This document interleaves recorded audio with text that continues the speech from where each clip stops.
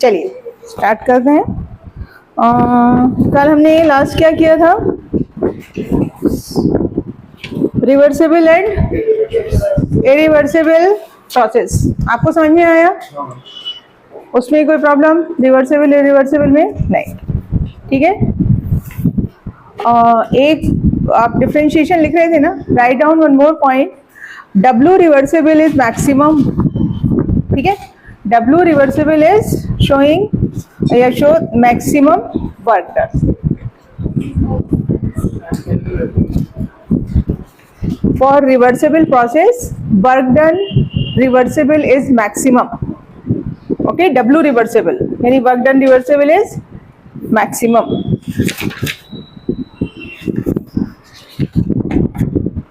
ठीक है, चलिए। So now we will discuss different quantities and then we will move towards the first law of thermodynamics. ठीक है। तो first we will learn about the internal energy.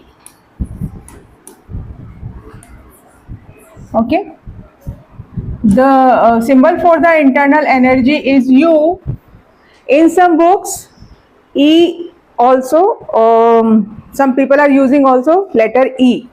Probably आपके module में भी E है, मैंने देखा है एक दो जगह पे, तो वहाँ पर क्या लिखा हुआ है? E।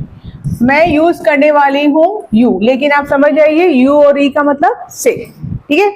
तो this is internal energy. Internal energy का मतलब क्या हुआ? It is the energy possessed by the atoms or molecules of the matter. Total energy, ठीक है। This is the total energy, okay, possessed by the atoms or molecules of the matter. ठीक है। Now tell me, how many types of energy do you know? Heat energy, mechanical energy, heat energy, mechanical energy, potential energy, kinetic energy. Molecules के अंदर क्या क्या हो सकता है? Kinetic energy, potential energy, then rotational energy, yes rotational energy, ठीक है। Then आपका vibrational energy and so on. अलग अलग टाइप के एनर्जी रहते हैं, ठीक है। वो सबका सम हम क्या बोलते हैं? Total energy, that is internal energy, ठीक है। Sum of all type of energy produce by the atoms और मॉलिक्यूल। तो टोटल को हमने कलेक्टिवली क्या बोल दिया? इंटरनल एनर्जी, ठीक है। दूसरी चीज, internal energy is directly proportional to the temperature.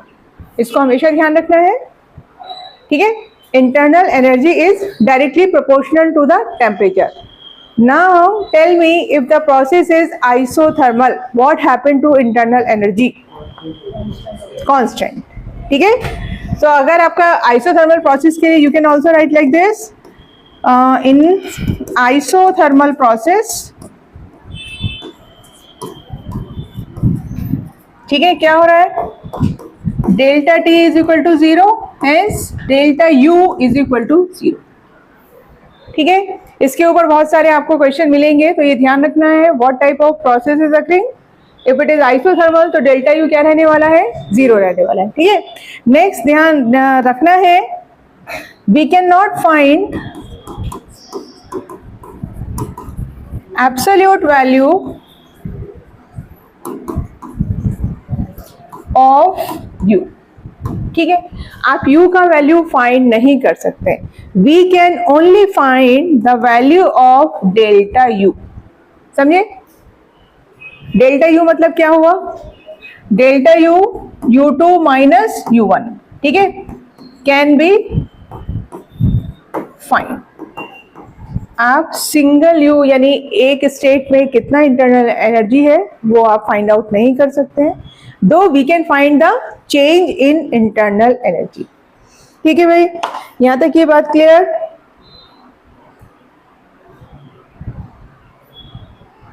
Okay, ना वन मोर फॉर्मूला, अभी आप आगे सीखेंगे, अभी के लिए सिर्फ नोट कर लीजिए। डेल्टा यू का एक और फॉर्मूला है, आपको काफी हेल्प होगी उससे।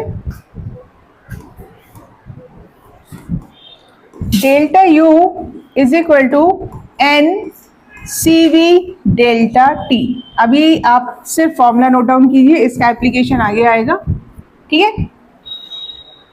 Delta T, what is delta T? Change in temperature. CV के लिए लिख लीजिए, CV is the heat capacity at constant volume, ठीक है। And what is N? N should be number of moles of gas, ठीक है। जनरली आप ideal gas consider करते हैं, तो here N are the number of moles, है ना, of the gas, ठीक है। बहुत सारे आपको डायरेक्ट क्वेश्चन मिलेंगे इसके ऊपर, find how to find the internal energy, so it is NCV delta, ठीक है। तो ये थोड़ी सी इंफॉर्मेशन किसके बारे में मिली आपको? इंटरनल एनर्जी, ठीक। Now the next quantity, shall I change the screen, अभी लिखते हैं आप लोग, हो गया। सेकेंड लिखेंगे heat, denoted by symbol Q, okay, heat.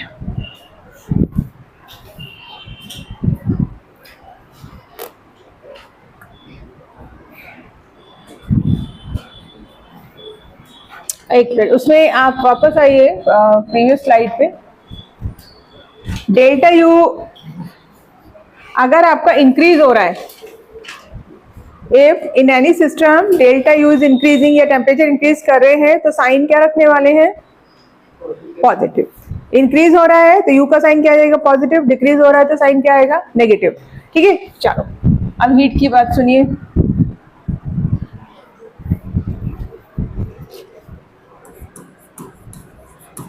Denoted by Q, ठीक है। इसमें आपको फिर से साइन याद करना है। साइन क्या रहेगा? If a system absorbs heat, ठीक है, अपने आप को सिस्टम मानिए, ठीक है। और if you are wearing jacket, तो आपको कैसी फीलिंग होती है? वार्म फीलिंग होती है। क्यों हो रही है वार्म फीलिंग? हाँ, our body is absorbing heat. If you are holding a cup of tea, फिर से कल वाली बात, तो आपको कैसा गर्म फील हो रहा है? क्यों? Our body is absorbing heat, ठीक है। तो हमारी एनर्जी क्या हो रही है? इंक्रीज हो रही है, ठीक है। तो क्या है? If a system absorbs heat, ठीक है, कहां से एब्जॉर्ब करेगा? From surrounding. कहां से एब्जॉर्ब करेगा? सारी कहानी किसके बीच में चल रही है? सिस्टम एंड सराउंडिंग, ठीक है। तो Q का साइन आप क्या रखेंगे? Then Q is positive. आपको जो क्वेश्चन है उसे पूछा जाएगा, system absorb 100 joule heat and does this much work. तो एब्जॉर्ब का मतलब आपको ऑटोमेटिकली साइन अपने आप रखना है पॉजिटिव, क्वेश्चन में मेंशन नहीं रहेगा बेटा, है ना। फिर और दूसरी चीज क्या है? इफ अ सिस्टम क्या कर रहा है? रिलीजेस हीट, तो Q का साइन आपको क्या देना है? नेगेटिव। अदर वे राउंड आप ऐसे याद कर सकते हैं, एनर्जी बाहर से आ रही है तो एनर्जी इंक्रीज हो रही है, फिर से पॉजिटिव हो गया। एनर्जी जा रही है तो क्या होगा? डिक्रीज, ठीक है। ओके, अब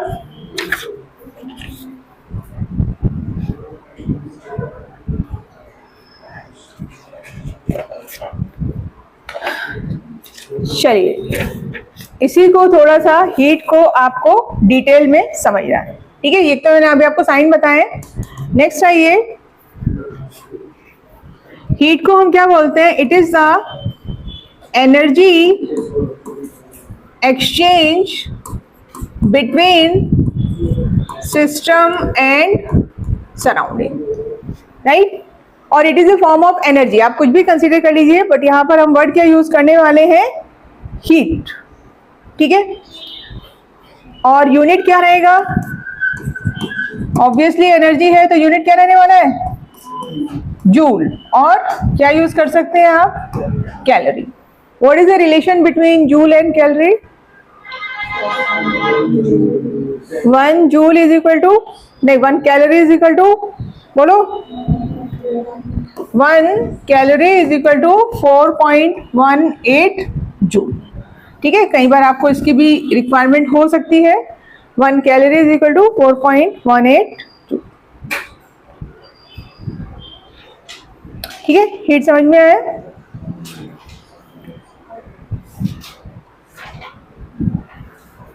ठीक है, फर्स्ट क्वांटिटी आपने क्या पढ़ी? Internal energy. सेकंड हमने पढ़ी हीट। थर्ड आएगी वर्क डन, और ये तीनों का combination it gives you first law of thermodynamics.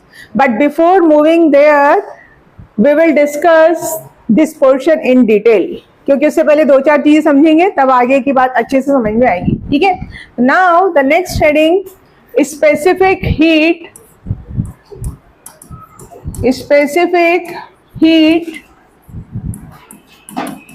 Capacities of gases. ठीक, specific heat capacities of the gases. कितने लोगों ने ये टॉपिक पढ़ा है 10th में? सीबीएसई में तो नहीं है, आईसीएसई वालों ने पढ़ा है ना? हाँ, ये वही चीज है। ठीक है, फॉर्मूला याद है?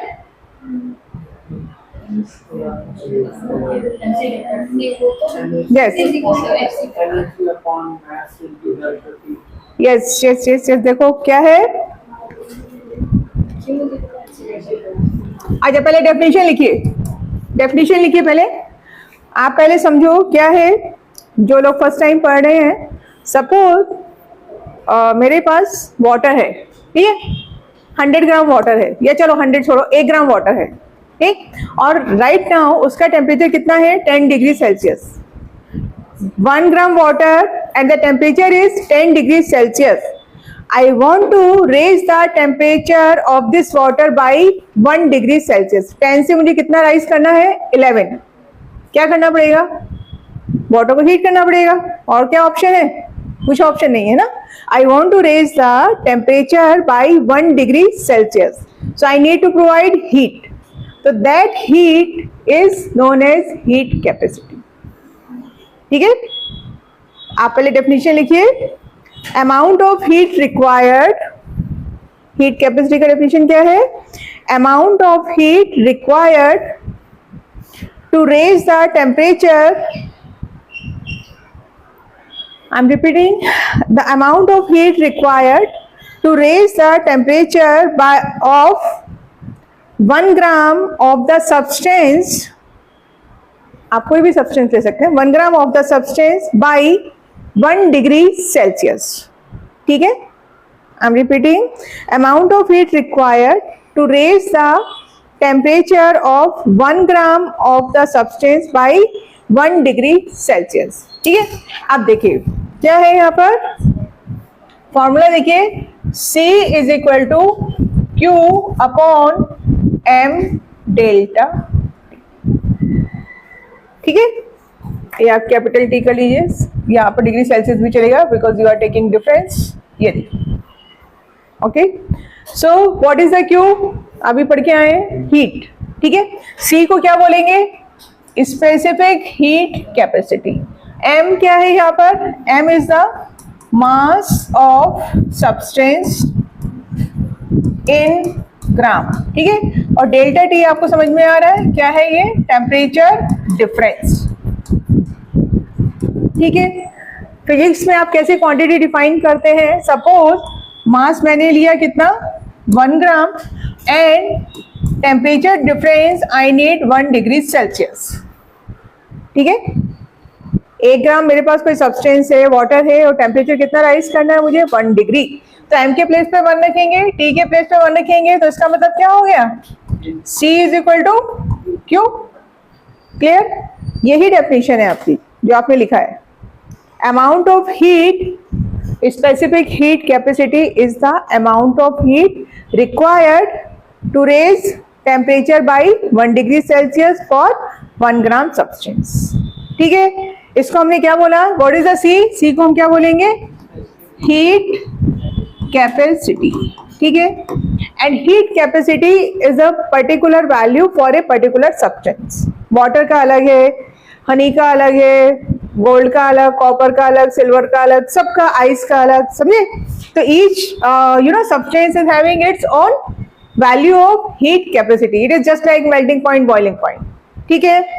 वाटर का आप नोट कर सकते हैं, जैसे अगर आप हीट कैपेसिटी वाटर का देखेंगे, सो it is 4.2. Now try to find out the unit from this formula. Can you tell me? Q का जूल, ग्राम इनवर्स और डिग्री सेल्सियस इनवर्स। अभी हमने टेम्परेचर डिग्री सेल्सियस में लिया है, तो केल्विन भी आ सकता है अगर आप टेम्परेचर केल्विन लेते हैं, बट डिग्री सेल्सियस चलता है यहाँ पे, ठीक है। ये बात समझ में आ गई? यहाँ तक कोई कंफ्यूजन? तो अभी आपने एक नया टर्म सीखा, हीट कैपेसिटी, ठीक है, which is amount of heat required to raise the temperature by 1 degree Celsius. चलो अब इसमें और नई चीजें ऐड करेंगे। If I am doing this process at constant temperature, तब क्या होगा? यानी what? Isothermal process. Isothermal process में क्या हुआ? डेल्टा टी क्या हो गया आपका? 0, ठीक है। डेल्टा टी क्या हो गया? 0। तो व्हाट अबाउट द सी? ये क्या हो जाएगा? यहाँ पे 0 रखेंगे तो सी क्या मिलेगा आपको? क्लियर है ना? दूसरा केस आप ले लीजिए, एडियाबैटिक। एडियाबैटिक का मतलब क्या हो गया? Q इज इक्वल टू 0, है ना? क्या हो गया? Q is equal to 0। तो अब आप इसको यहां पर बोल सकते हैं C isothermal, and here I am writing C adiabatic. ये वैल्यू क्या हो गई? 0, ठीक है भाई, समझे? आइसोथर्मल में आप क्या करोगे? T के प्लेस पे 0 रखोगे तो ये किसी को भी 0 से डिवाइड करना है तो फिर क्या हो जाएगा? इन्फिनिटिव, और 0 डिवाइडेड बाई एनीथिंग 0, ठीक है। तो इट मीन्स ये हमने जो लिखा है इसका मतलब क्या है कि हीट कैपेसिटी का जो वैल्यू है that is lying between 0 to infinitive, ठीक है। Heat capacity, the value of heat capacity is lying between 0 to infinitive, okay. For the gases, ये हम सारी बात किसकी कर रहे हैं? गैसेस की बात कर रहे हैं, ठीक है। 2 प्रोसेस हो गए आपके। नाउ नेक्स्ट प्रोसेस पर आइए। नेक्स्ट प्रोसेस है हमारा आइसोकोरिक। आइसोकोरिक में क्या चीज कांस्टेंट है बेटा? Delta V is equal to 0, ठीक है। तो अब क्या होगा यहाँ पर formula? CV is equal to Q upon M delta T। Formula आपका वही रहने वाला है। अब आपने क्या किया, जो लेटर C था आपका उसमें आपने एक सबस्क्रिप्ट अप्लाई किया है which is V। It is known as heat capacity at constant volume. Now heat capacity are of 2 types, CV and CP। तो जो भी क्वांटिटी आप इसे सबस्क्रिप्ट में लिखते हैं, नीचे लिखते हैं, वो सब का मतलब क्या है? वो वैल्यूज, वो क्वांटिटी कैसी है? कांस्टेंट है। तो हीट कैपेसिटी आपको 2 तरीके की मिलेगी। सो इसको हम क्या बोलेंगे? Heat capacity at constant volume, ठीक है। कोई कंफ्यूजन यहाँ पे? चलो, ऐसे ही अगर हमने क्या किया, कौन सा प्रोसेस लिया? आइसोबारिक। आइसोबारिक, ठीक है। आइसोबारिक में delta P is equal to 0, ये क्लियर है सब लोगों को? अब यहाँ पर CV ना लिख के हम क्या लिखेंगे? CP। Formula will be same, बस आप इसको क्या बोलोगे? अब heat capacity at constant pressure, ठीक है। तो CP should be again the same formula, Q upon M delta T।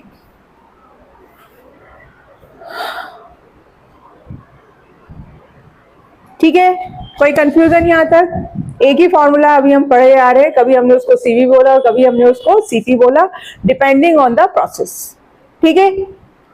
अब एक और कैटेगराइजेशन है इस हीट कैपेसिटी का, specific heat capacity and molar heat capacity. कुछ डिफरेंशिएट कर सकते हैं नाम से? Specific heat and molar heat.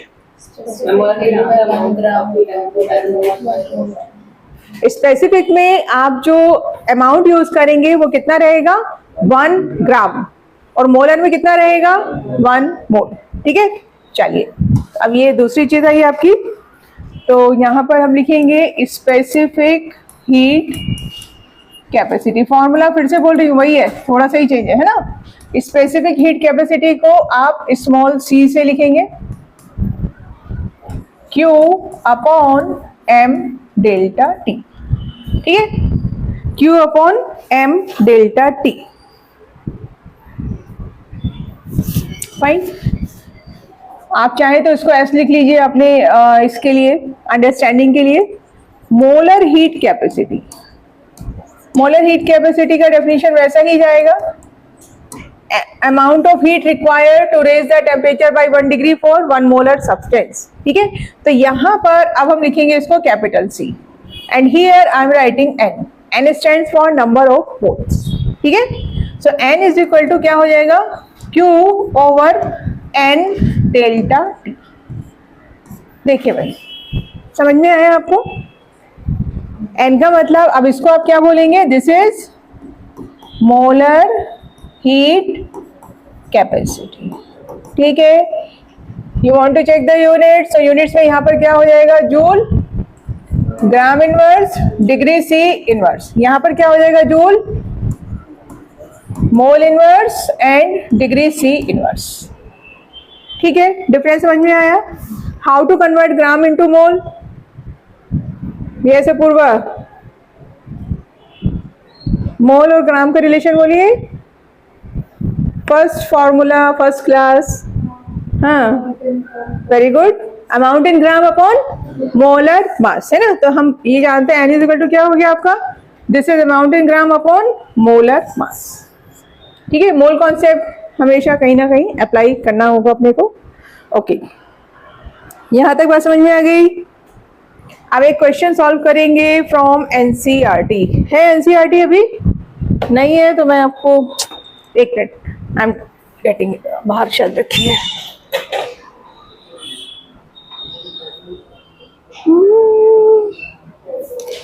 NCERT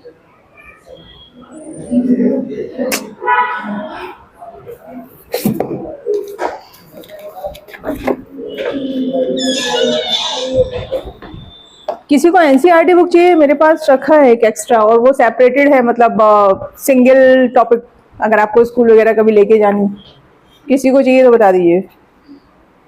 पूरी बुक अलग अलग टॉपिक्स में डिवाइडेड है, वेल पैक्ड, मतलब कोई ऐसा नहीं कि पेजेस अलग अलग है, टॉपिक वाइज मैंने सेपरेट किया हुआ। अगर आपको चाहिए किसी को तो बता दीजिएगा।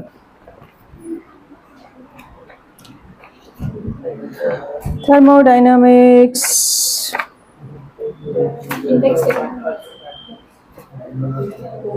ये बीच में लॉग टेबल कहाँ से ले आए हैं?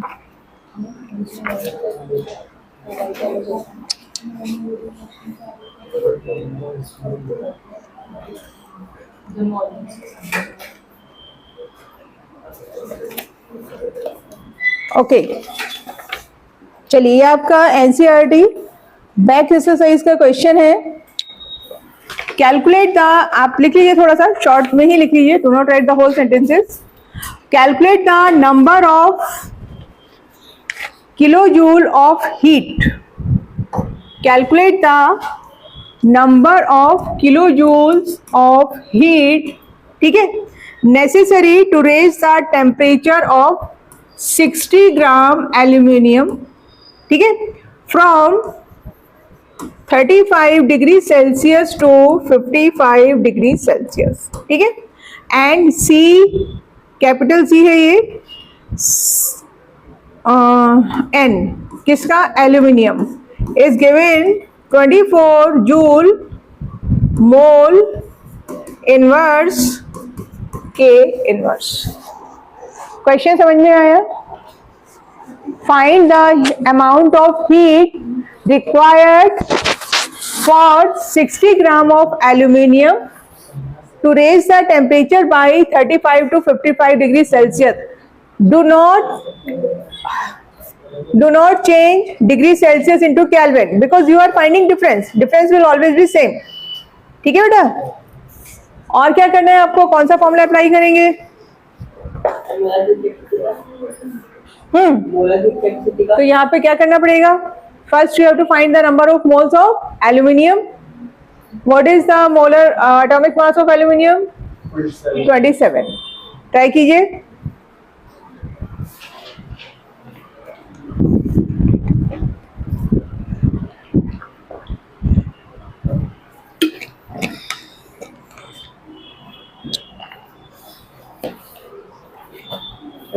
इसमें एन का वैल्यू डालना है क्या? एन का वैल्यू इसमें हाँ फॉर्मूले में डालोगे ना. सी वी क्या लिखा था आपने? Q upon n delta T लिखा था ना. हाँ तो करो.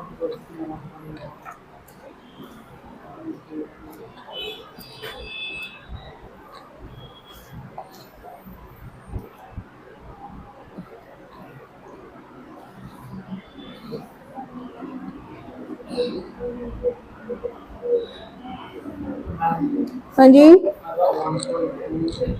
1.2. Let me check the answer. 5.9.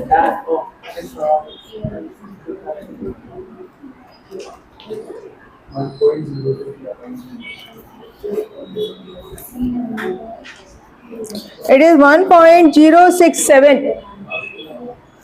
1.067 kilo joule. आपने जूल में निकाला होगा ना.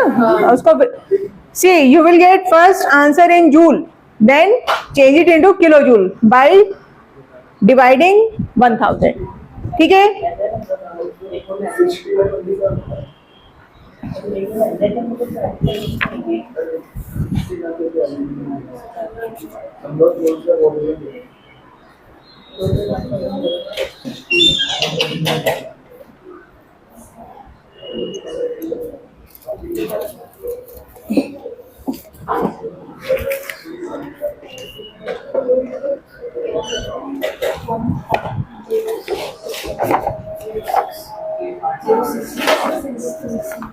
Are we done? Are you getting correct answer, everyone? Yes, ma'am. Very good. चलिए एक और क्वेश्चन लिखेंगे.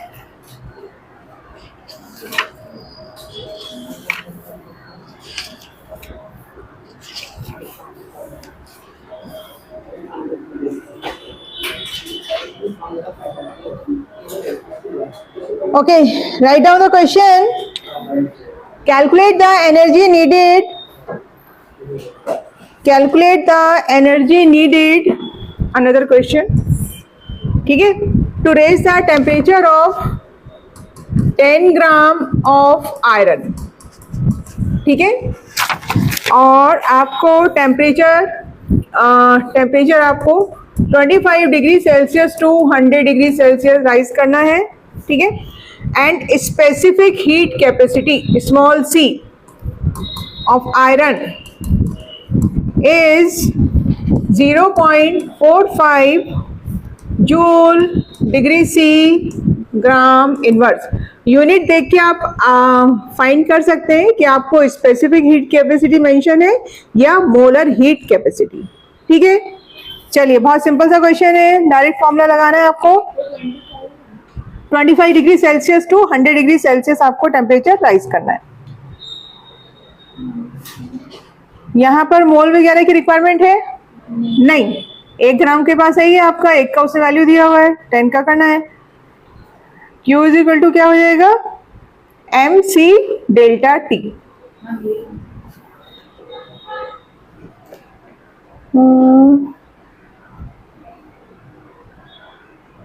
आंसर अरे हाँ ठीक है वो सही आएगा. नहीं मैंने इसमें टेम्परेचर जो बुक में मेंशन है 500 है, मैंने 100 कर दिया है तो आपका आंसर सही आएगा जो आप कैलकुलेट कर रहे हैं. ठीक है भाई, यहाँ तक बात समझ में आ गई. कर लेंगे इस टाइप के क्वेश्चन. कोई एक क्वांटिटी मिसिंग रहेगी, बाकी आपको क्या करना है? कैलकुलेट करना है. हाँ आंसर क्या है अनिका बोल दीजिए. देखो मैच करो. कुछ नहीं करना है, सिंपल मल्टीप्लाई करना है यहाँ पे. ठीक है. चलो तो आपने एक व्यू देखा किस टाइप के क्वेश्चन फ्रेम होते हैं यहाँ पे. अब थोड़ा सा आगे बढ़ेंगे. और देखो, what is the relation between capital C, what is the relation between capital C, capital C का मतलब क्या हो गया, molar heat capacity, and smaller C, क्या रिलेशन होगा, सोचो बताओ मुझे।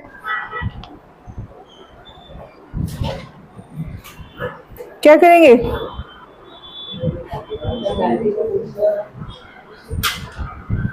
Specific for 1 gram, mole for 1 mole, 1 mole मतलब क्या हुआ, अमाउंट इन ग्राम कितना होना चाहिए, इक्वल टू मोलर मास।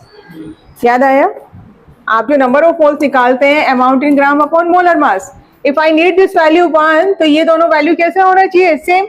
यानी आई शुड से कि अगर ऑक्सीजन आपका कितना है 32 ग्राम डिवाइडेड बाई 32, तो ऑक्सीजन मेरे पास कितना है 1 मोल। ठीक है, तो क्या कर सकते हैं आप, अगर आप इसको मोलर मास से मल्टीप्लाई कर दें तो what will you get, Cm। यही तो कर रहे हो आप, यही तो चीज है। If you multiply it by molar mass तो आपको क्या मिल जाएगा, मोलर हीट कैपेसिटी। ठीक है,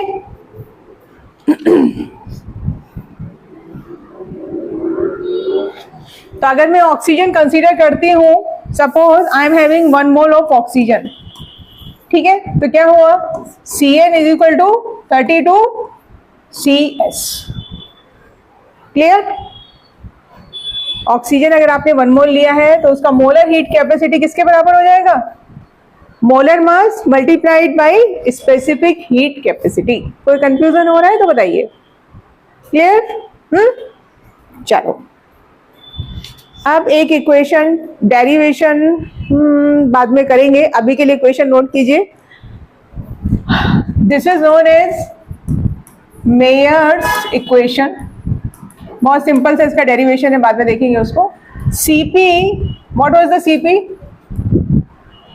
specific heat capacity at constant pressure, Cv specific heat capacity at constant volume is equal to R। ठीक है, ये आपको बहुत हेल्प होने वाली है, ये क्वेश्चन को ध्यान दीजिए। Cp minus Cv is equal to R। Okay, ठीक है, R क्या था, आइडियल गैस इक्वेशन में हमने R पढ़ा था, यूनिवर्सल गैस कांस्टेंट। R क्या है ये आपका, universal gas constant, and this is applicable for any gas. ये जो इक्वेशन है ये किसी भी गैस के लिए आपका काम करेगी। ठीक है, अब एक क्वेश्चन आप लोगों के लिए देखिए,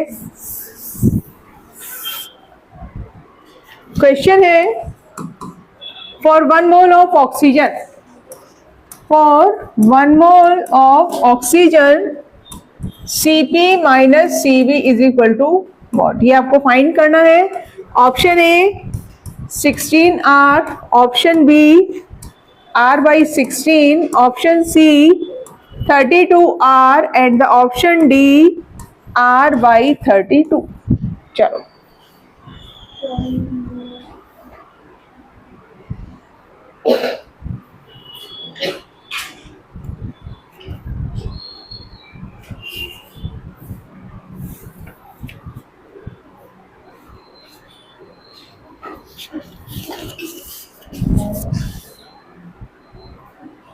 और बी, नो, बी, बी बोल रहे हैं आप, बॉम्बे, हाँ किसने बोला बी, ऑप्शन बी नहीं, यस। अभी जो सीखा है relation between capital C and small C, वो लगाइए। तो यहाँ पर क्या हो जाएगा, molar mass into small C S oxygen का, minus molar mass into small C S is equal to R. Molar mass कितना है ऑक्सीजन 32, क्या हो जाएगा Cp minus 32 Cv is equal to R. क्या आंसर मिला, R बाई 32। ठीक है, R बाई 32। बोलो, कोई डाउट, कोई प्रॉब्लम? ठीक है, क्या हाँ हाँ, तो ये कैपिटल दिया हुआ है ना आपको यहाँ पर CpCv, तो फिर आप कैसे फाइंड करोगे फॉर ए पर्टिकुलर गैस? ठीक है, तो उसके मोलर मास से आपको क्या करना पड़ेगा? ये स्मॉल है, ये इसमें मैंने डैश लगाया है वो स्मॉल है। ओके ठीक है, बोलो नहीं समझ में आया? बता दो, प्रॉब्लम हो रहा है? अभी आपने क्या रिलेशन पढ़ा था पीछे? Cn is equal to molar mass into Cs, ये पढ़ा था। ठीक है, CpCv इज डिफरेंट, मतलब P और B का ही डिफरेंस आ रहा है, वो एट कांस्टेंट प्रेशर और एट कांस्टेंट वॉल्यूम। अगर आप 1 मोल ऑक्सीजन की बात कर रहे हैं, ठीक है, तो Cp का वैल्यू क्या हो जाएगा? जो उसका स्मॉलर हीट कैपेसिटी है उसमें आप किससे मल्टीप्लाई करेंगे? मोलर मास से। ऐसे ही Cv के लिए भी आपको क्या करना है? You need to multiply it by molar mass, और फिर आपका रिलेशन आ जाएगा। ये करना, ठीक है? चलो आगे बढ़े। तो अभी आपको CpCv समझ में आ गया, constant volume and constant pressure. अब फिर से वापस आएंगे हीट Q, तो अब आपका Q भी 2 टाइप का हो गया। क्या?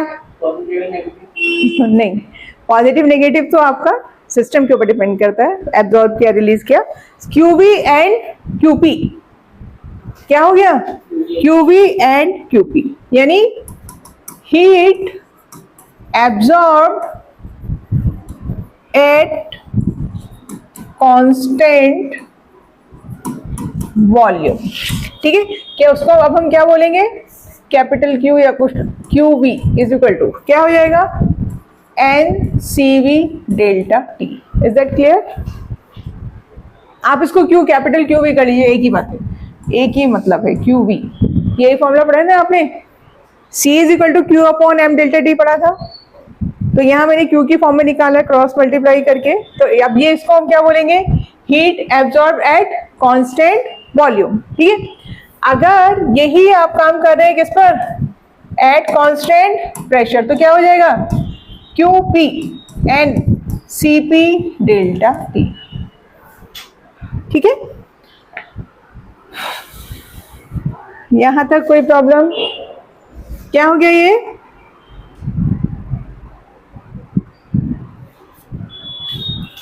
ठीक है, now I am going to talk about CV and CP exclusively for the gases. ठीक है, इसमें आप थोड़ा सा आपको याद करना पड़ेगा एक नंबर 356, 356 क्या है अभी समझेंगे। ओके चलिए देखो, पहले फॉर्मूला लिखो फिर मैं एक्सप्लेन कर रही हूँ। How to find the value of CV? CV क्या हुआ? Heat capacity at constant volume. ठीक है, तो इसका फॉर्मूला है बेटा F/2 into R। Very very important formula, very helpful for many numerical problems. ठीक है, here F is known as degree of freedom. क्या बोलते हैं इसको? Degree of freedom. Degree of freedom क्या है बेसिकली?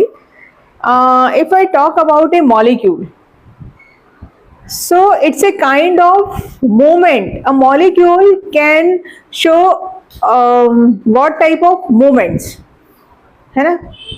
या चलो अभी अपने को मॉलिक्यूल हम कंसीडर करते हैं। आप सीधे जा सकते हैं, आप टिल्टेड जा सकते हैं, या आप एक एक्सिस पे रोटेट कर सकते हैं, रोटेट करते करते घूम सकते हैं, जैसे अर्थ घूम रही है। तो आप देख रहे हैं there are variety of motions, है ना? समझ में आ रही बात? तो ये जो वैरायटी ऑफ मोशन है ये किसके ऊपर डिपेंड करता है? It depends on the atomicity of the gas. Atomicity मतलब मोनो एटॉमिक, सिंगल मॉलिक्यूल है, वो किसी भी डायरेक्शन में जा सकता है। देन डाई एटॉमिक, आप लोगों ने वो चेन वाला गेम खेला बचपन में, हैंड पकड़ के और रन करना है। किस केस में आप फ्रीली रन कर सकते हैं? अकेले, और अगर 10 लोग साथ में रन कर रहे हैं तो प्रॉब्लम है ना? कुछ ऐसे समझिए कि यहाँ पर हम क्या बात करना चाह रहे हैं? Regarding the motion of the molecules. ठीक है, तो अगर मोनो एटॉमिक गैस है तो उसमें आपको डिग्री ऑफ फ्रीडम मिलता है 3। अगर डाई एटॉमिक गैस है उसमें मोशन मिलता है, डिग्री ऑफ फ्रीडम मिलता है 5, और ट्राई एटॉमिक 6। समझे आप? डिग्री ऑफ फ्रीडम जैसे, चलो अच्छा एक चीज समझो, ये ऑक्सीजन मॉलिक्यूल है, ये सिचुएशन है, ठीक है? थोड़ा सा आइडिया देते हैं आपको डिग्री ऑफ फ्रीडम का मतलब क्या है। ये मेरा पेन है, ठीक है? ये इस डायरेक्शन में जा सकता है, ऐसे जा सकता है, इधर इधर किधर भी जा सकता है।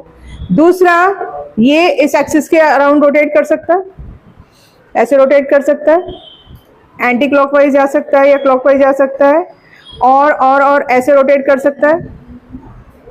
समझ रहे हैं आप? तो इस तरह से क्या है, अलग अलग टाइप के मोशंस हैं जिसको हम यहाँ पे क्या नाम देते हैं, डिग्री ऑफ फ्रीडम। ठीक, बस अपने को इतनी ही जरूरत है।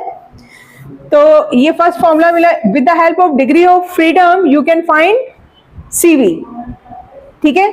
सेकेंड, CP भी फाइंड करना है। CP का फॉर्मूला क्या आएगा? CP विल बी, एक तो आपने क्या फॉर्मूला पढ़ा था ऊपर, अभी हमने इक्वेशन पढ़ी थी ना, CP minus CV is equal to R। तो क्या हुआ, CP इज इक्वल टू क्या हो जाएगा, R प्लस CV। CV के वैल्यू आप यहाँ पे रख सकते हैं। Finally you are getting CP is equal to F/2 plus 1 R। आप वैल्यू फाइंड करके यही आपको फॉर्मूला मिलने वाला है, F/2 plus 1 R। Got it? F क्या है, डिग्री ऑफ फ्रीडम, और इसका मैंने आपको क्या नंबर बोला है, 356। So now we will make a table, आपको सब चीजें क्लियर हो जाएंगी। लिखा आप लोगों ने? चलिए अब हम एक टेबल बनाएंगे। Here degree of freedom, here I will write mono atomic gas. Mono atomic gas से आप क्या समझते हैं? ऋषित बताएंगे मोनो एटॉमिक गैस का मतलब क्या हो गया? सिंगल एलिमेंट गैस का नाम बताइए कोई भी। Noble gases, all the noble gases are monoatomic. Helium, argon, और क्या था, नियॉन, आर्गन, है ना? तो आप इसका एग्जांपल साइड में लिखेंगे यहाँ पर, जैसे हो गया हीलियम, नियॉन, आर्गन एटसेट्रा। ठीक है, नेक्स्ट हम लिखेंगे डाई एटॉमिक गैस। इसका एग्जांपल बोलिए। यस, O2, N2, Cl2, बहुत सारे हैं, H2, है ना? थर्ड हम लिखेंगे try atomic gas, ozone, CO2, है ना, NH3। बताओ, इस तरह से आपका आ जाएगा। NH3 पॉली एटॉमिक में आएगा, ट्राई एटॉमिक नहीं। ठीक है, अब चलिए मेन जो आपको याद रखना है that is degree of freedom for each kind of gas. तो नंबर इज 356। ठीक है, नंबर इज 356, 356। मराठी में क्या बोलते हैं 356 को? 300 यही बोलते हैं, है ना? और इंग्लिश, कितने लोगों को मराठी हिंदी के नंबर नहीं आते? हाँ, you know Marathi number, Hindi number, only English. So it is 356, है ना? Hindi Marathi kind of same, 356। Okay, अब हम क्या करेंगे, we will try to find the value of CV for each type of gas. ठीक है, तो सबसे पहले CV का फॉर्मूला मैंने आपको दिया हुआ है, क्या था? R। बताइए क्या वैल्यू मिलेगी आपको, निकालिए। यही तो होगा, F के प्लेस पे 3 रखना है। ये कितना हो जाएगा, 5/2R, and this will be 3R। कई बार आपको डायरेक्ट MCQ क्वेश्चन मिलते हैं इसके ऊपर। रेगुलर एग्जाम में तो शायद ही आपको मिलेगा क्वेश्चन, लेकिन जेई में ये चीज चलती है ना। नेक्स्ट CP क्या हो जाएगा भाई? आपके पास फिर से फॉर्मूला है, try to calculate and tell me the value.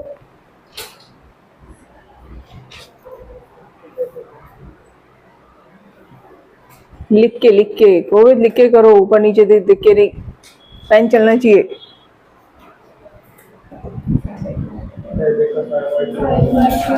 Very good. 5/2 are और 7/2 are 4 are.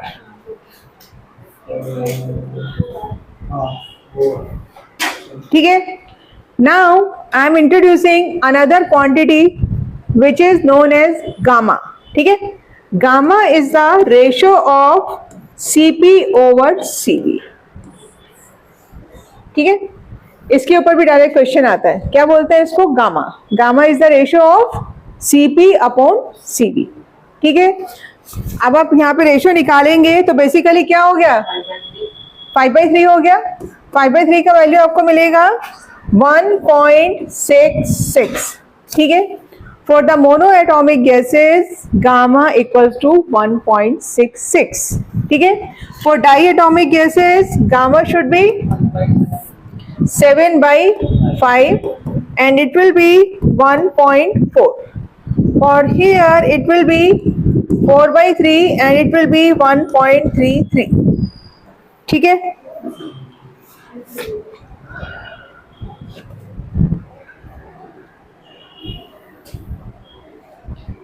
From this table, what is the conclusion? Conclusion ये है आपका, gamma is directly proportional to the atomicity of the gases. देखो atomicity directly कहाँ हुआ? ये inversely हुआ ना. इनवर्सली एटोमिसिटी इंक्रीज हो रहा है और गामा क्या हो रहा है आपका? डिक्रीज हो रहा है. ठीक है. अब एक डायरेक्ट फॉर्मूला, ये सब कहानी अगर आप नहीं कर रहे हैं, so you can write down the relation between gamma and degree of freedom. किसका relation? Gamma is equal to 1 + 2/f. इससे आपकी बहुत सारी प्रॉब्लम सॉल्व हो जाएंगी. आप डायरेक्टली इसको यूज कर सकते हैं. If you remember the degree of freedom 356 mono di tri है ना, तो आप डायरेक्टली यहां से गामा का वैल्यू फाइंड कर सकते हैं. ठीक है. तो ये फॉर्मूला आपका ज्यादा बेटर है. ओके. इसका यूजेस सब आपका आगे आएगा. अभी हम और आगे बढ़ते हैं. चलिए, तो हमारी किसकी बात हो गई? क्यू की बात हो गई, यू की बात हो गई. नेक्स्ट है आपका डब्ल्यू. डब्ल्यू यानी वर्क डन. ठीक है. पहले मैं आपको वर्क के बारे में थोड़ा सा इंट्रोडक्शन दे रही हूँ. Then we will do questions based on first law. फिर वापस वर्क पे आएंगे, फिर इलेबोरेटेड वर्क पढ़ना. ठीक है. चलिए, नेक्स्ट हम बात करेंगे वर्क.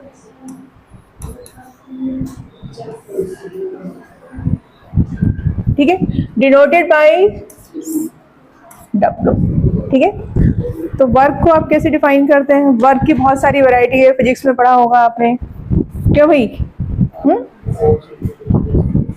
अच्छा, चलो आपके लिए क्वेश्चन सोच के बताइएगा मुझे. This is a insulated system.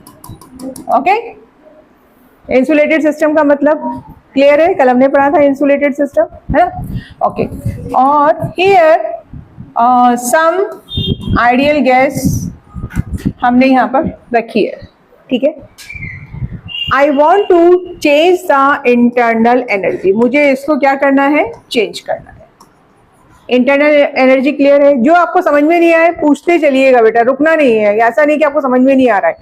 जहां पे जो डाउट आ रहा है बोलिए. आइसोलेटेड सिस्टम है, उसके अंदर आइडियल गैस रखा है. मुझे उस आइडियल गैस का एनर्जी चेंज करना है. What is the way? आप बताइए.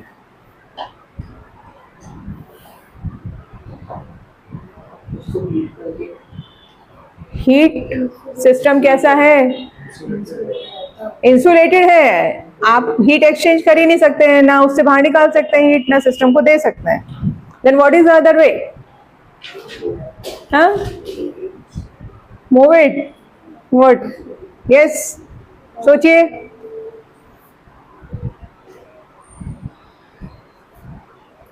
by doing some work on the gas. ठीक है. by doing some work on the gas. ठीक है, कुछ समझ में आया? आपने क्या किया,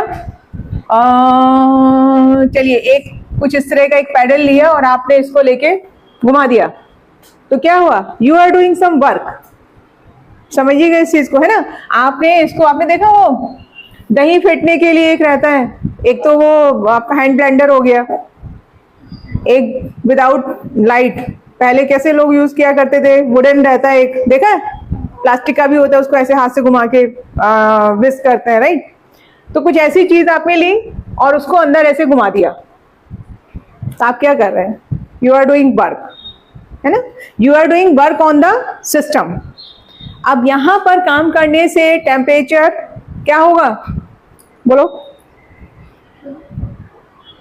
चलो अच्छा, आपने वाटर ले लिया, ठीक है, इंसुलेटेड सिस्टम है, थर्मस के अंदर वाटर लिया और उसका टेम्परेचर अप या डाउन करना है, यानी इंटरनल एनर्जी हमें इंक्रीज या डिक्रीज करनी है, व्हाट टू डू, मैंने तरीका ही बताया है। ये लेके आपने उसको स्टीर किया तो क्या होगा, टेम्परेचर बढ़ेगा। You are doing work, molecules की एनर्जी क्या होगी, इंक्रीज होगी, तो टेम्परेचर क्या होगा, इंक्रीज होगा, और आपका इंटरनल एनर्जी भी क्या हो जाएगा, इंक्रीज होगा, because internal energy is directly proportional to temperature. क्या हुआ प्रज्ञा, नहीं समझ में आई बात, आ गया? ठीक है, कहने का मतलब क्या है कि आप वर्क करके या सिस्टम वर्क करके इंटरनल एनर्जी को चेंज कर सकते हैं। ठीक है, इफ बोलो बढ़ेगी, हाँ बढ़ेगी। ठीक है, तो ये आपको ये बात समझ में आ गई, कोई कंफ्यूजन यहाँ पे? चलो, तो वर्क के लिए हम लिखेंगे it is A mechanical way, it is a mechanical way of transfer of energy, it is a mechanical way of transfer of energy. ठीक है, मैकेनिकल वे, हमने क्या किया, उसको स्टीर किया तो एनर्जी बढ़ा दी। मतलब दो तरीके, अगर आपका सिस्टम कैसा होता, वॉल अगर आपकी कंडक्टिंग होती तो हीट बाहर से एक्सचेंज हो सकती थी, वो एक तरीका है, लेकिन आपने कैसा किया सिस्टम, इंसुलेटेड, तो उसमें दूसरा तरीका क्या है उसका, एनर्जी चेंज करने का, वर्क डन। ठीक है, चलिए तो वर्क डन का फॉर्मूला नोट करेंगे, वर्क डन है minus P external delta P, this is the formula for work done, P external delta V, and here delta V बोलिए क्या होगा, वॉल्यूम तो है 2 - 1 और 1 - 2, 2 - 1, V final minus V initial, so always write like this, V2 minus V1, ठीक है, और you can also write V final minus V initial। ठीक है, यहाँ तक क्लियर, कोई कंफ्यूजन? ओके, अब आप देखो यहाँ पर दो केस आपके पॉसिबल हैं। ठीक है, फर्स्ट केस है एक्सपेंशन। फर्स्ट केस में किसकी बात कर रही हूँ आपसे, एक्सपेंशन। एक्सपेंशन का मतलब gas is getting opportunity to expand, gas expand हो रही है, यानी वॉल्यूम क्या हो रहा है, बढ़ रहा है। ठीक है, फिर से इमेजिन कीजिए, देयर इज ए पिस्टन, कल हमने बात करी थी काफी पिस्टन के बारे में। ठीक है, एंड वी हैव डिक्रीज सम, क्या किया हमने, कुछ वेट यहां से हटा दिए, यानी इन this case P gas is P external and this is P gas. बोलिए, अगर मैं यहां से वेट रिड्यूस कर रही हूं तो क्या होगा, P gas is greater than the, clear, P gas is greater than P external. Now gas ज्यादा प्रेशर में है, gas can push the piston up, क्या करेगी, गैस की टेंडेंसी है ना, वो अप करेगी, पुश करेगी, और पिस्टन को उसने कहां पहुंचा दिया, ये ऊपर पहुंचा दिया पुश करके। ठीक है, तो ये एक्स्ट्रा वॉल्यूम मिला गैस को। तो सपोज ये अगर मैं यहां से कंसीडर करूं, ओके, ये V1 था और इधर आपको क्या हो गया, V2। ठीक है, तो V2 is greater than V1, is that clear? सबको समझ में आ रहा है? एक्सपेंड हो रही है गैस, गैस का वॉल्यूम क्या हो रहा है? इंक्रीज हो रहा है। अगर वॉल्यूम इंक्रीज होगा तो प्रेशर का क्या होगा प्रज्ञा? डिक्रीज होगा, अकॉर्डिंग टू बॉयल्स लॉ। ठीक है, अब इस फॉर्मूले में अगर आप इस वैल्यू को रखते हैं तो W की वैल्यू कैसे मिलेगी आपको? पॉजिटिव मिलेगी या नेगेटिव मिलेगी? बोलिए। यहां पर डेल्टा भी कैसा हो गया? पॉजिटिव हो गया ना, राइट? तो ये वैल्यू आपको कैसे मिल रही है? नेगेटिव। W is negative. इसका मतलब क्या हुआ? किसने काम किया यहाँ पे? दो स्टेटमेंट यूज करते हैं, work done by the system, work done on the system. क्या हुआ यहाँ पे आपके हिसाब से? किसने काम किया? गैस ने काम किया। Work done by the system and it will always be negative. ठीक है, इसको हम क्या बोलेंगे? This is the work done by the system. Clear है ये बात? गैस ने पुश किया, गैस ने काम किया किसको? पिस्टन को पुश करने में। गैस का क्या हुआ? आगे की बात समझो। गैस ने पुश किया और फिर क्या हुआ? प्रेशर कम हुआ, प्रेशर कम हो गया। What about the temperature? Temperature क्या होगा? डिक्रीज होगा, है ना? तो ये जो एक्सपेंशन है ये क्या प्रोवाइड करता है? Cooling effect. ठीक है, क्या प्रोवाइड कर रहा है? Cooling effect. अब इसमें और कहानी है, सुन लीजिए। अभी कूलिंग इफेक्ट हो गया, लेकिन हम क्या, अगर ये प्रोसेस हम कंसीडर कर रहे हैं isothermal, ideally the temperature should go down, लेकिन मैंने बोला प्रोसेस कैसा है? आइसोथर्मल। तब क्या होगा? आइसोथर्मल में टेम्परेचर मेंटेन करना है, then this system will absorb heat from the surrounding। समझे?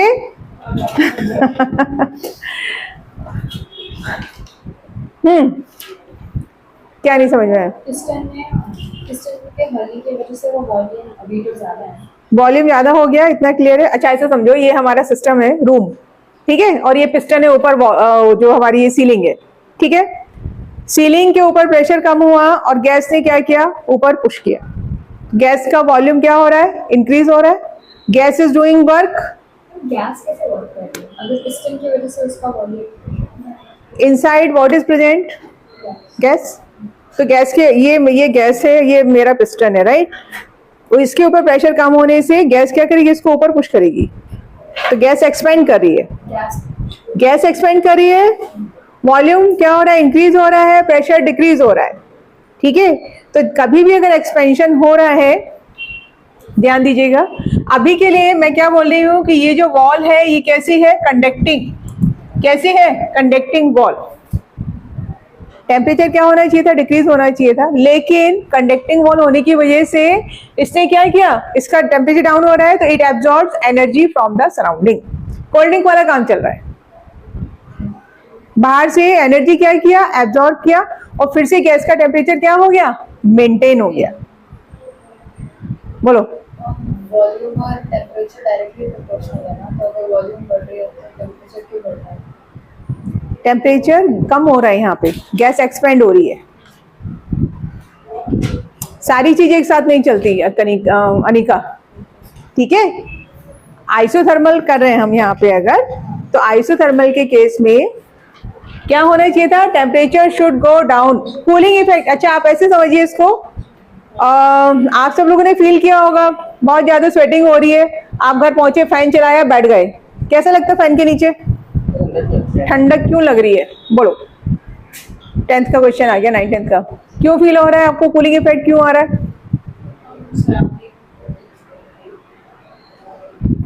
हमारी बॉडी क्या कर रही थी? हीट जनरेट कर रही थी, है ना। तो स्वेट की फॉर्म में स्वेट इज गेटिंग इवेपोरेट हो रहा है, तो हाई एनर्जी के मॉलिक्यूल्स हमसे दूर जा रहे हैं, ठीक है। हाई एनर्जी के मॉलिक्यूल्स क्या हो रहे हैं? हमसे दूर जा रहे हैं, तो हमको कैसे इफेक्ट आ रहा है? कूलिंग इफेक्ट आ रहा है, ठीक है। It is the same thing if you are holding a piece of ice cube, क्या हो रहा है? Cooling effect. आपकी एनर्जी किस में जा रही है? आइस क्यूब में जा रही है। आप स्वेट से भरे हुए हैं और आप पंखे के नीचे बैठे हैं तो स्वेट क्या हो रहा है? इवेपोरेट हो रहा है। स्वेट नहीं, वाटर इवेपोरेट हो रहा है बेसिकली, है ना। तो आपकी बॉडी से जो हाई एनर्जी के मॉलिक्यूल्स थे वो इवेपोरेट हो रहे हैं, तो आपको ठंडक मिल रही है। अर्दन पॉट में वाटर कैसे ठंडा होता है? मटका, पोर्स में से क्या जा रहा है? हाई एनर्जी वाले मॉलिक्यूल्स जा रहे हैं, तो अंदर कूलिंग इफेक्ट आ रहा है। वही चीज है, when molecules are moving away तो क्या हो रहा है? Cooling effect. ठीक है, बट मैं सिर्फ आपको यहाँ पे ये एक्सप्लेन कर रही हूँ कि अगर इसकी वॉल कैसी है? कंडक्टिंग, तो it can absorb heat from the surrounding. ठीक है, अगर इंसुलेटेड होगी तो क्या होगा? फिर कूलिंग इफेक्ट हो जाएगा। ठीक है, चलिए, तो आपको एक्सपेंशन वाली बात समझ में आ गई। एक्सपेंशन में क्या हो रहा है भाई? Work done by the gas. Expansion में ध्यान रखना है, work done by the gas. Gas का एनर्जी क्या हो रहा है? कम हो रहा है। आप यहाँ पे ये भी लिख लीजिए, एनर्जी इज लो। ठीक है, तो इसलिए वर्क डन क्या मिला आपको? नेगेटिव। अब नेक्स्ट केस समझिए इसका। नेक्स्ट केस होगा कंप्रेशन। ठीक है, सेकेंड हम बात करेंगे किसकी? कंप्रेशन। कंप्रेशन का मतलब क्या हुआ? फिर से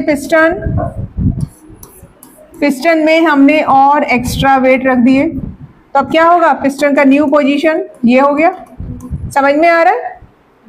पिस्टन में यानी इन this case P external is greater than P gas.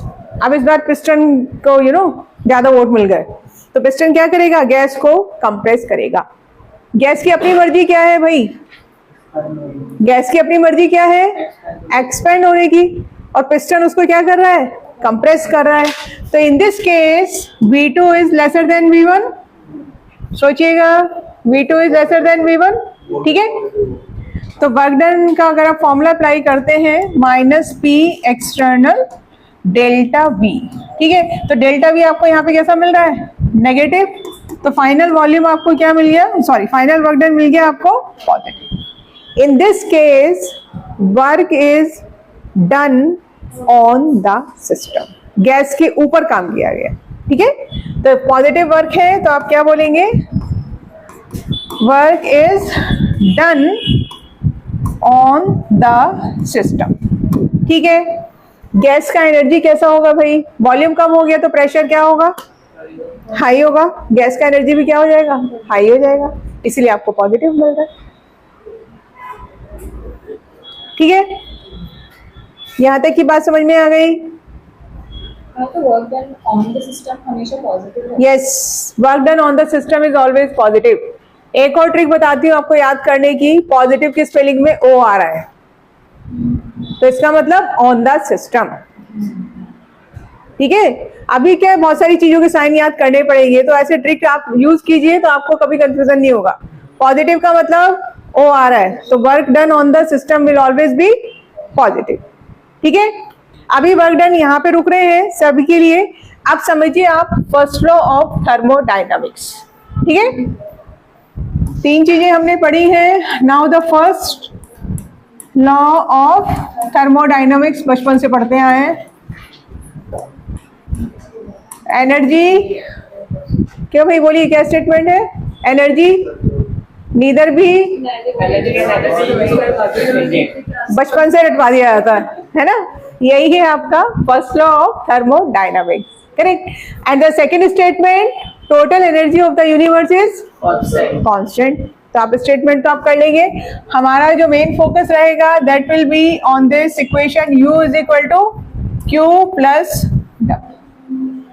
ठीक है, हमारा काम किससे है? U is equal to Q plus W। What is U now? Everyone knows. Internal energy. Q is the heat absorbed or released by the system. W work done by the system or on the system. ठीक है, इसके ऊपर आपको बहुत simple से question मिलते हैं जिसमें सिर्फ आपको पॉजिटिव नेगेटिव करना होता है, उससे ज्यादा की जरूरत नहीं है। एक आधा क्वेश्चन करेंगे। Okay, it is from your NCERT book. ठीक है, इस इक्वेशन को you can also write like this, dW is equal to dq plus dw. This is for small change. ठीक है, और you can also write del u is equal to del q plus del w. कैसे भी आप कर लीजिए, meaning सबका वही है. ठीक है, चलिए अब एक क्वेश्चन देखिए. सबसे सिंपल क्वेश्चन ये है आपका, इन ए प्रोसेस 701 जूल, ठीक है, हीट. ये एनसीईआरटी का क्वेश्चन नंबर 5.7 है. 7.01 joule heat is absorbed by the system and 394 joule work is done by the system.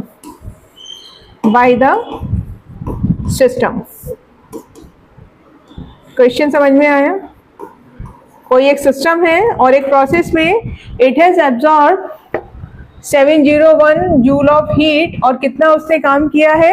394. Find the change in internal energy. ठीक है, क्या फाइंड करना है? Delta U. साइन अपने हिसाब से आपको रखने पड़ेंगे. उसने क्या स्टेटमेंट दिया है? According to that. एब्जॉर्ब करने का मतलब क्यू का साइन क्या हो गया? पॉजिटिव. एनर्जी इंक्रीज होगी. मैंने बोला था आप सिस्टम, अपने आप को सिस्टम मान के चलो. आपके पास एनर्जी आ रही है. और work done by the system negative. Find the answer. अगर क्यू रिलीज हो रहा है तो नेगेटिव रहेगा. हाँ, क्या रहा है? 307.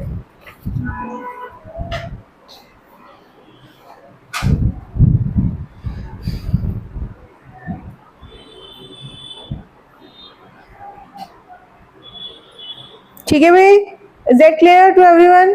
क्यू का साइन क्या रखने वाले हैं यहाँ पर? पॉजिटिव या नेगेटिव? क्या रखोगे ऋषित? क्यू एब्जॉर्ब कर रहा है तो पॉजिटिव, और work done by the system negative. ठीक है, तो ये जो यू तो डेल्टा यू कौन सा फॉर्मूला में जो फर्स्ट था, हाँ, तो delta U is equal to Q plus Q क्या है आपका? हीट एब्जॉर्ब, और डब्ल्यू क्या है? Work done. यू के यू के बाद U del U plus D Q plus D W. ठीक है, एक और क्वेश्चन आप मुझे करके दिखाएंगे.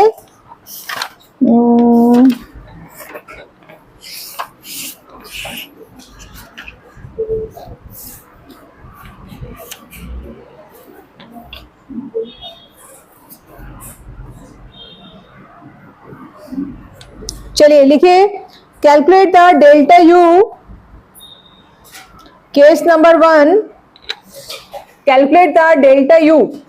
क्या फाइंड करना है? Internal energy. Case number 1, a system absorbs 15 kilo joule of heat.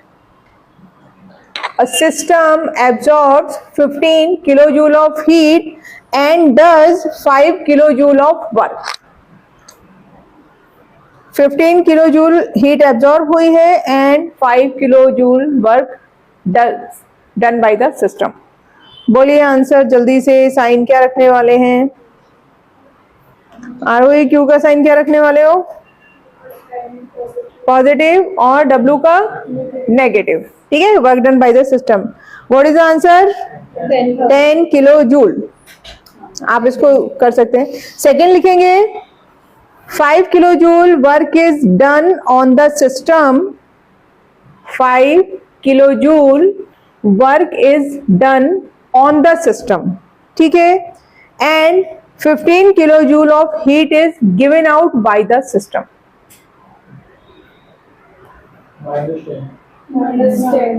ठीक है, कितना आ रहा है? -10.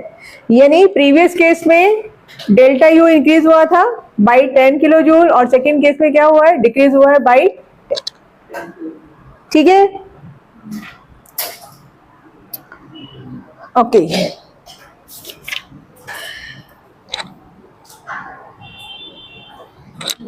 एक और क्वेश्चन नोट डाउन कीजिए। 500 joule of heat, 500 joule of heat was supplied to a system at constant volume। ठीक है, 500 joule of heat was supplied to a system at constant volume। ठीक है, हीट सप्लाई की है तो इससे क्या होगा?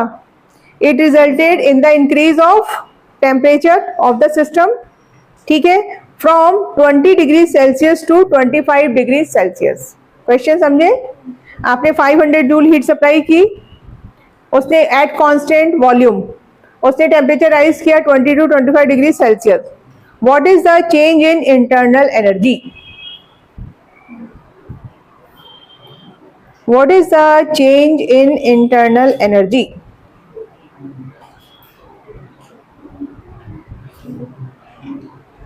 सोचो।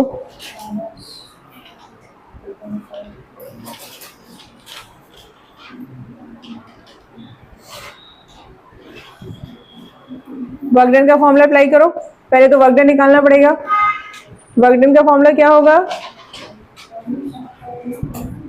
P delta V। तो what about the work done? Work done क्या हो गया? 0। समझे आप लोग? इन दिस केस पहले तो वर्क डन फाइंड कीजिए, -P एक्सटर्नल डेल्टा V, और उससे बोला है कांस्टेंट वॉल्यूम, तो ये तो क्या हो गया? 0 हो गया। Now apply the first law, U is equal to क्या हुआ? Q plus W। तो U का वैल्यू आपको क्या मिला? W क्यों हुआ? ठीक है, आप बताओ क्या होगा? क्या होगा? प्लस होगा। ठीक है,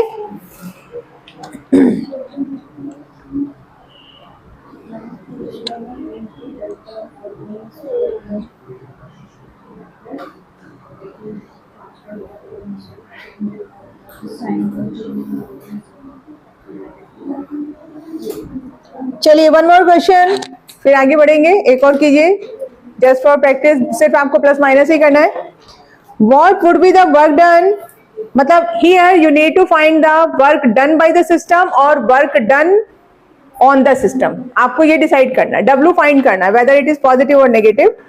if internal energy of the system falls by 100 joules, decrease internal energy falls by का मतलब internal energy is decreased by 100 joules and 200 joules of heat is supplied to it। Question समझ में आया? कोई आपका सिस्टम है, उसको आपने हीट सप्लाई की विच इज 200 जूल। ठीक है, उसके बाद भी उसका जो इंटरनल एनर्जी था that is decrease by 100 joule. तो आप यहाँ पे इसको क्या रखेंगे? माइनस रखेंगे। W का वैल्यू क्या मिल रहा है? W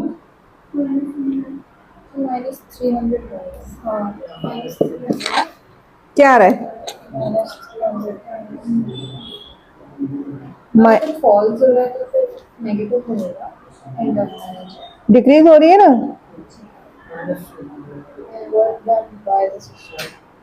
तो क्या आ रहा है? पॉजिटिव आ रहा है, नेगेटिव आ रहा है। तो आप क्या बोलेंगे? Work done by the system, है ना, work done by the system. ठीक है, समझ में आया आपको? 3 क्वांटिटीज आर देयर, आपको कोई भी एक फाइंड करना पड़ेगा, वर्क डन निकालना पड़ेगा, इस टाइप के आपके प्रोसेस रहेंगे। ठीक है, अब एक बार फिर से एक और चीज समझिए, हमारी जो इक्वेशन है that is U is equal to Q plus W। ठीक है, फर्स्ट प्रोसेस अगर आप क्या कर रहे हैं? Isothermal. In this case which quantity is 0?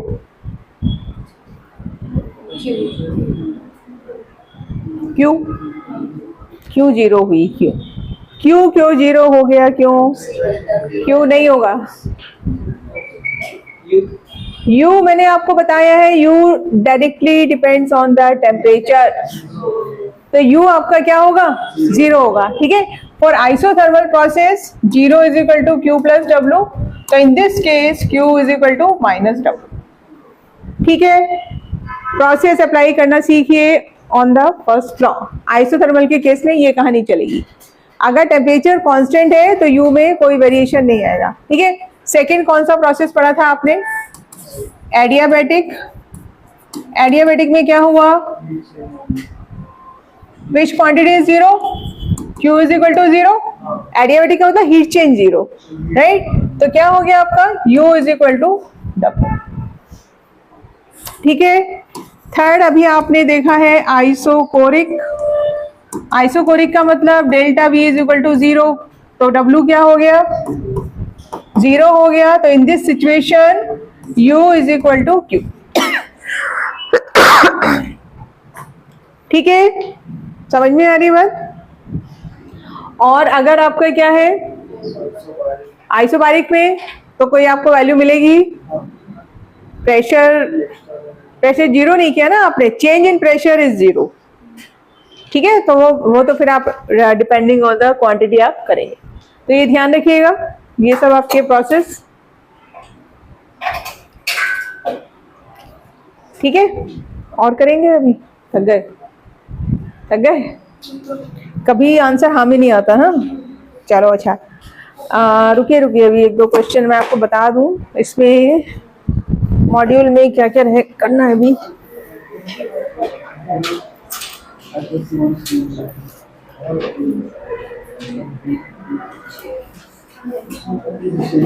Module है अभी सबके पास, हाँ, ओके। चलिए एक दो क्वेश्चन देख लीजिए, हमसे सॉल्व हो रहे हैं या नहीं हो रहे हैं। Come to the page number 245।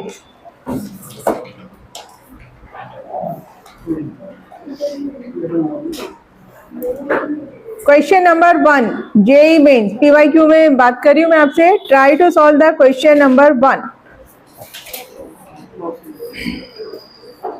The combination of plots which does not represent isothermal expansion of an ideal gas.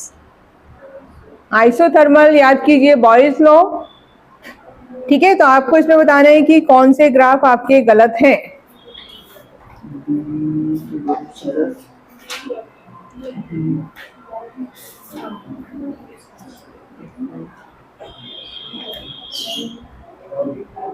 Boils option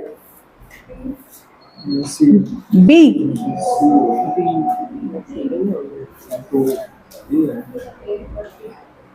कौन सा है, हाँ तो बी वाला रॉन्ग है ना आपका। ग्राफ का नेचर ऐसे था तो हाइपरबोला। बॉयल्स लॉ का नोट्स चेक कर लीजिए अभी। If you are plotting a graph between pressure and volume at constant temperature, it is, तो आपका बी वाला रॉन्ग है, ठीक है।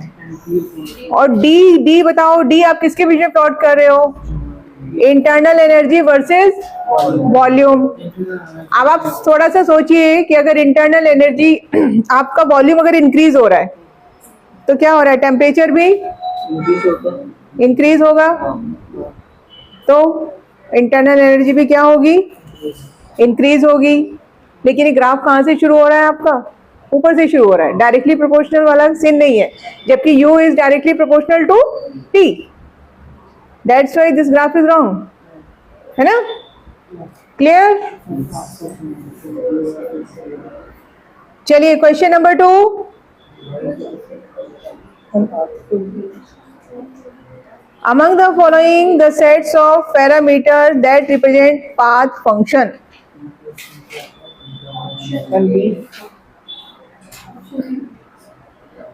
Q प्लस W आपको क्या दे रहा है, अभी देखा इंटरनल एनर्जी। इंटरनल एनर्जी क्या है, स्टेट फंक्शन।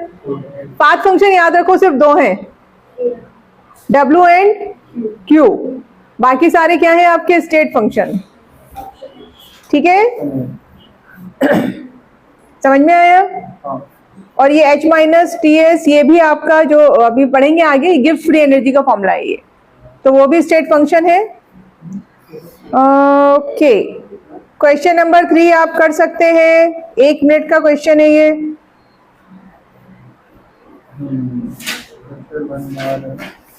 कौन सा फॉर्मूला अप्लाई करेंगे, P external minus P external delta V.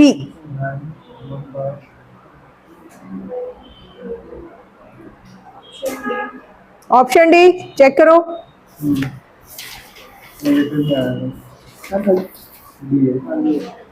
ये देखो, ये जेईई मेंस का क्वेश्चन है कि पीछे क्या दिया उसने, बी दिया है। हाँ, बी क्यों दिया है उसने, क्योंकि आपको यहाँ पर यूनिट्स का ध्यान रखना पड़ेगा। आप प्रेशर किस में ले रहे हैं, बार में ले रहे हैं, तो बार को किस में कन्वर्ट करना पड़ेगा, एटीएम में कन्वर्ट करना पड़ेगा। देखिए वो कन्वर्जन, ठीक है। एटीएम में भी नहीं, आपको जूल में करना। अगर आप एटीएम में करते हैं तो एटीएम लीटर आएगा, फिर उसको जूल में कन्वर्ट करेंगे बाय मल्टीप्लाइंग 101.3। सब आपके नोट्स में लिखवाए हैं कन्वर्जन। स्टेट्स ऑफ मैटर पढ़ने का यही फायदा था तब, ठीक है। Okay, what else. Question number 9, फटाफट से आंसर चाहिए 1 मिनट के अंदर।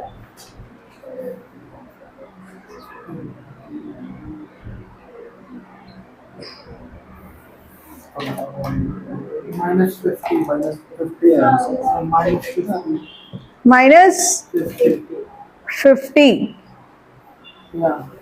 ठीक है, समझ में आ रहा है। क्वेश्चन नंबर, अभी आप कौन सा कर सकते हैं, 11 देखिए, 11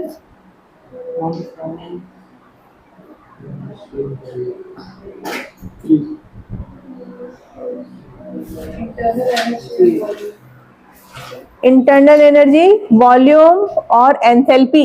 तो यहाँ पर आपको 3 आंसर देना पड़ेगा, है ना। क्वेश्चन नंबर 12 भी आप सॉल्व कर सकते हैं। The total number of intensive properties from the following is. Intensive कौन से होते हैं बेटा, which do not depend on the amount, ठीक है।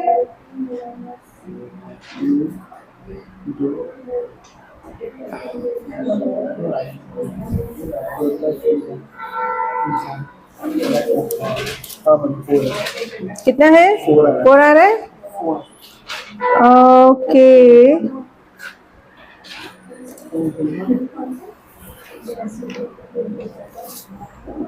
ठीक है। So now we will be meeting on Friday. तब तक आप चेक पॉइंट 1 कर सकते हैं, ठीक है।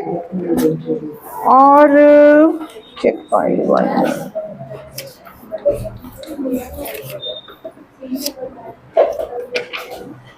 हाँ, आप चेक पॉइंट 1 के क्वेश्चन कर सकते हैं। उसमें कुछ अभी आपने नहीं सीखा है, जितना आपसे होता करिए।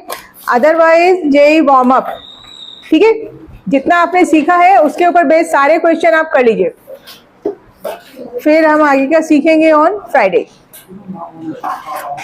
चलिए, bye bye, see you on Friday. तो इसको बंद कर दीजिएगा।